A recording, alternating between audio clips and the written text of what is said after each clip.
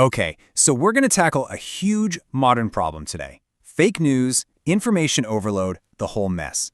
But we're going to do it with a guide that's over 2,000 years old. Sounds a little crazy, I know, but it turns out the ancient Greek philosopher Plato has some shockingly relevant things to say about our digital world. Right, let's just dive in. You hear this term all the time, right? The post-truth era.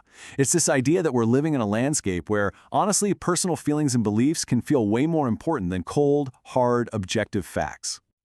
I mean, does this sound familiar? You're scrolling through your phone, just getting bombarded with headlines, memes, videos, and it gets really genuinely hard to figure out what's real and what's not. Well, there's actually a name for that feeling. It's called epistemic flooding. The idea is that there's just such a massive, overwhelming wave of questionable information being aimed right at us that our brains, well, our ability to filter it all just kind of breaks. But this is where it gets really interesting. What if the answer to this super modern mess isn't some new app, but an ancient toolkit? This is where Plato comes in. He gave us this incredible framework for thinking about the difference between just random information, opinion, and actual truth. See, Plato didn't just see a big, messy pile of information. Nope. He organized it. He basically created a hierarchy, like a pyramid of understanding, that can help us sort through all the noise today. At the very heart of his whole idea is this big split. On one side, you've got episteme, that's true, stable knowledge. It's about getting the why behind something. And on the other side, you've got doxa, which is just opinion. It's all about the world we can see and touch, the changing world, and it only really gets the what.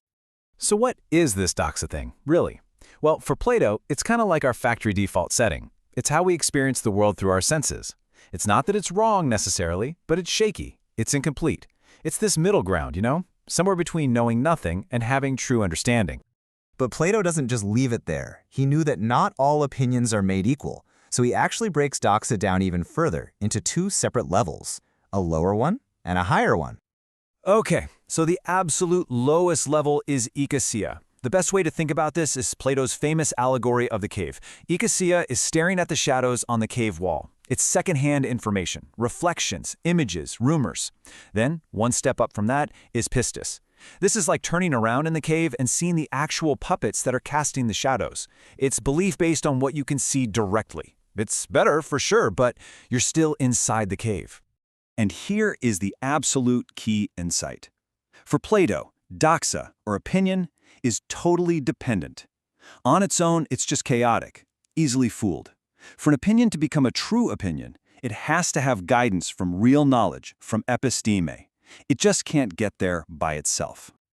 All right, now let's use this ancient blueprint as a diagnostic tool for today, because this is where it all clicks into place. It turns out we're basically living inside an upside-down version of Plato's pyramid. Check out this table. It just lays it all out so perfectly. Plato's eikosia, that world of shadows and reflections, that's our world of viral memes, deep fakes, and unverified stories. His pistis, seeing the real objects, that's like getting direct evidence or verified reporting. And epistemene, true knowledge, that's expert consensus, sources that have been properly vetted. The parallels are just undeniable. So here's the big diagnosis. Our digital ecosystem has flipped Plato's pyramid on its head. It is structurally designed to prioritize and amplify eikosia, the shadows, the stuff that's most shareable, most shocking, most emotional. That stuff gets blasted to the top, way above direct evidence or real expert knowledge. And a quote from the source material for this explainer just hits the nail on the head. It says that when eikosia is allowed to dominate, we lose the ability to tell the difference between what's real and what's fake.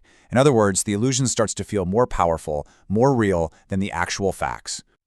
So the million-dollar question is, what do we do about it, right? How do we take this ancient wisdom and actually use it to find our way through this modern digital cave we're all in? So here are the big takeaways. First, just realize this problem isn't new. It's an old problem just wearing a high-tech costume. That means we have to actively work on telling the difference between the digital shadows of eikosia and the direct evidence of pistis. It's a skill we have to build. Next, always try to find the why behind a story, the real knowledge, not just the what. And finally, always remember that opinion by itself is just chaos. It needs the steady hand of real knowledge to be worth anything. And that leaves us with one final thought, a question that's just as urgent today as it was in ancient Athens. In a world totally saturated with digital shadows, Who's holding the light? And maybe more importantly, how do we learn to turn away from that flickering wall and start looking for it ourselves?